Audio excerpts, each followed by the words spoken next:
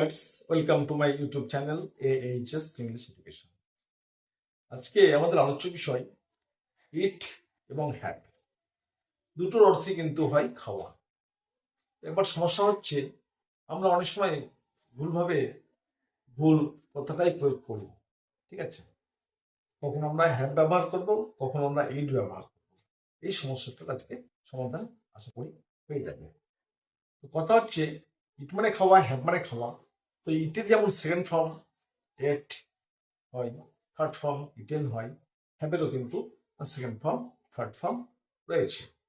তাহলে আমরা ভার্বের সেকেন্ড ফর্ম থার্ড ফর্ম ফার্স্টে করছি সেকেন্ড ফর্ম, পারফেক্টে আমরা থার্ড ফর্ম ইউজ করছি। ঠিক ওরকমই হ্যাভেরও আমরা সেকেন্ড ফর্ম ইউজ করবো, হ্যাড, থার্ড ফর্মও হ্যাড। তো সবচেয়ে সমস্যা হচ্ছে যে কি আমরা কখন কোনো একটা ইউজ করবো। ঠিক আছে, এবার কথা হচ্ছে যে কি এখানে আমি কয়েকটা তো এই লিখে রেখেছি, হ্যাঁ এক্সারসাইজ লিখে রেখেছি, আমরা প্রয়োগ করবো, তাহলে একদম কোনোদিন আর ভুলার বিষয় থাকবে না, ব্যাপার থাকবে না। তাহলে ইট, ইট মানে খাওয়া। তাহলে আমরা ইট আমরা সাধারণ অর্থে ব্যবহার করবো ইট, আই ইট রাইস। ঠিক আছে, তাহলে ইট যখন আমরা ব্যবহার করব তখন সেটা কিন্তু অ্যাকশনকে বোঝাবে, কাজটাকে বোঝাবে। ঠিক আছে, যেমন সে প্রত্যেকদিন ভাত খায় বা রুটি খায়। ঠিক আছে, তাহলে ওর অ্যাকশনটাকে এখানে প্রকাশ করা হচ্ছে। ঠিক আছে, আবার হ্যাভ যখন আমরা বলবো, আমরা কখন বলবো হ্যাভটা? যখন কোনো টাইম শো করতে যাব। ঠিক আছে, হ্যাভের অনেকগুলো কাজ রয়েছে। হ্যাঁ, হ্যাভ কোনো এক্সপিরিয়েন্স, কোনো অভিজ্ঞতা লাভ করাকেও হ্যাভ বলা, হ্যাভে প্রকাশ করা হয়। ঠিক আছে, যেমন we had a great fun, আমরা খুব মজা করেছিলাম পিকনিক, পিকনিকে খুব মজা করেছিলাম। তাহলে এখানে হ্যাড করলাম।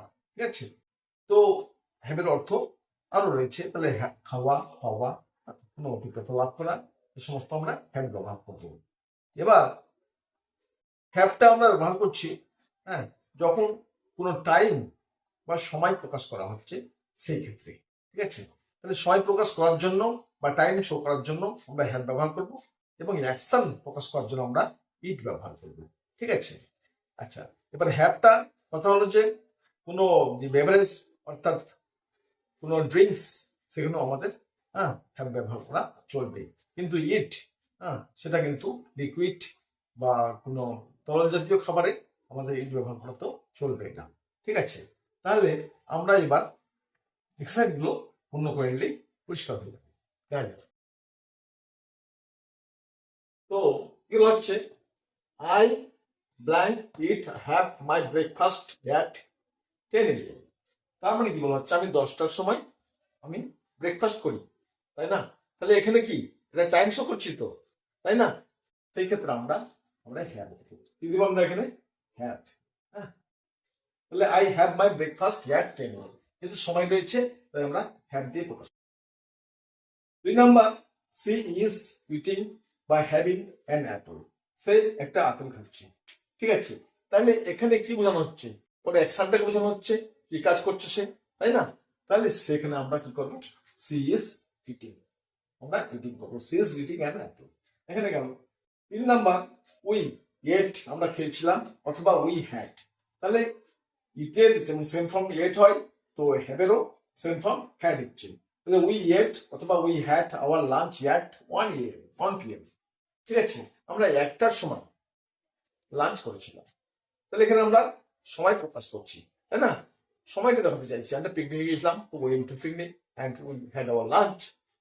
একদম রান্না বান্না করতে করতে একদম সময়টা হয়ে গেল, এতটা একটা, তাহলে আমরা 1টার সময় খেয়েছিলাম। তাহলে এখানে আমরা ইউজ করবো had. 4 number, we had we at a great fun. ঠিক আছে, তো হ্যাড বললাম এক্সপিরিয়েন্সের ব্যাপারে হ্যাড ব্যবহার করা হয়। We had a great fun, এখানে এটার তো কোনো ব্যাপারই নেই, হওয়ার ব্যাপার নেই, এখানে এক্সপিরিয়েন্স লাভ করা। We had a great fun, পিকনিকে গেছিলাম, কোনো একটা ভ্রমণ ট্রিপে গেছিলাম, সেখানে we had a great fun, খুব মজা করেছিলাম।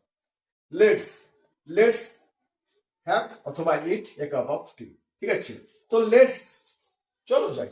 ঠিক আছে, এখানে প্রপোজ করা হচ্ছে, লেটস হ্যাভ, এখানে আমাদের হ্যাভ ইউজ করতে হবে। প্রপোজালের ক্ষেত্রে আমরা হ্যাভ ব্যবহার করব। ঠিক আছে, এক কাপ অফ টি ইট, চলো 1 কাপ করে চা খাই। 6 নম্বর দেখা যাক, I have I have subject পরে হ্যাভ রয়েছে মানে এটা প্রেজেন্ট পারফেক্টে যাচ্ছে। আই হ্যাভ, এবার আমাদের ভাবটা দিব আই হ্যাভ ইটেন আমি খেয়েছি, অথবা I have had my meal just now, আমি এইমাত্র আমার খাবার খেয়েছি। তাহলে এখানে I want to show the time of having, খাওয়ার সময়টাতে এখানে প্রকাশ করতে যাচ্ছি। তার জন্য আমরা কি করবো, I have had my meal just now, ঠিক আছে, ইটেন আমরা করবো না। এবার 7 নাম্বার, সি লাইকস, সে পছন্দ করে। টু এর পর এটা ইনফিনিটিভ টু বলা হয়, টু এর পরে সবসময় মেন ভার্ব বসে। তাহলে সি হোক আর হি হোক সাবজেক্ট, ইনফিনিটিভ যেহেতু নন ফাইনাইট ভার্বে যাচ্ছে। She likes to eat have fruits, অর্থাৎ সে ফল খেতে পছন্দ করে, ঠিক আছে। তাহলে সি লাইকস টু ইট, সে খেতে পছন্দ করে, হ্যাঁ সাধারণ ভাবে খাচ্ছে। She likes to eat fruits, সে ফল খেতে পছন্দ করে। এখন যদি বলি সে সকাল 10টায় একটা ফল খেয়েছিল, ঠিক আছে, তাহলে she had a fruit at 10 AM, 10টার সময় সে একটা ফল খেয়েছিল। সি এটা আবার করবো না, ঠিক আছে।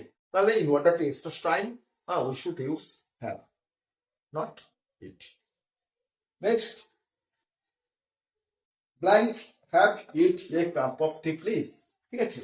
এখানে ইম্পারেটিভ সেন্টেন্স ব্যবহার করা হয়েছে। ইম্পারেটিভ সেন্টেন্স সাবজেক্ট থাকে না, প্রথমে ভাবতে শুরু করতে হয়, ঠিক আছে। রিকোয়েস্ট করছি, প্রপোজ করছি। তাহলে এখানে কি হচ্ছে, হ্যাভ না ইট। এখানে কাপ অফ টি মানে লিকুইড আছে, তরল আছে, তো তরল যখন আছে তাহলে আমরা কি করবো, হ্যাভ, ঠিক আছে। ইট চলবে না, আর বলেছি পানীয়তে আমাদের হ্যাভ চলবে। তাহলে have a cup of T please, দয়া করে এক কাপ চা খেয়ে নেন, ঠিক আছে। আশা করি বোঝা গেছে। এরকম ইনফরমেটিভ ভিডিও খুব সহজের জন্য পাওয়া যায়, তাই চ্যানেলটা সাবস্ক্রাইব করে নোটিফিকেশন বেল অন করে পাশে থাকবেন। Thanks for watching.